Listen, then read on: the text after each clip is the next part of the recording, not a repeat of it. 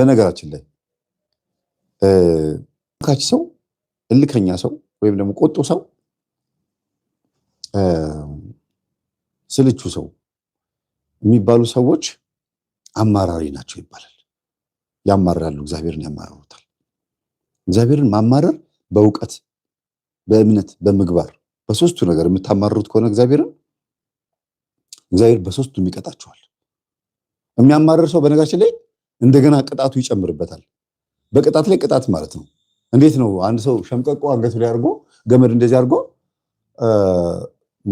መንፈራገጥ ለመላላጥ እንደሚባለው አይነት ነገር በእጁ የሚይዘው ነገር ሳይኖር እንደዚህም አድርጎ ገመዱ መያዝ ሳይችል ሲላላጥ ገመዱ ሸምቀቅ እያደረገው እየሞተ ነው የሚመጣው አይደል? ስለዚህ ብዙ መወላጨት አያስፈልግም። በዛው ባለበት ቦታ ሆኖ ጸንቶ ምን መሆን ነው? ሸምቀቆን የሚያወጣለት ሰው እስኪመጣ እግዚአብሔርም ያን ነገር ወይም እሱም ታግሎ እስኪያወጣ መታገስ ነው። ቆም ብሎ ማሰብ እና የሚያማርር ሰው ልክ እንደዚህ ነው የምቆጥረው ነው። የሚያማርር ሰው የባሰ ሞቱን እያፋጠነ ሞቱን ብቻ አይደለም ስቃዩን በጣም እያበዛ ነው የሚመጣው።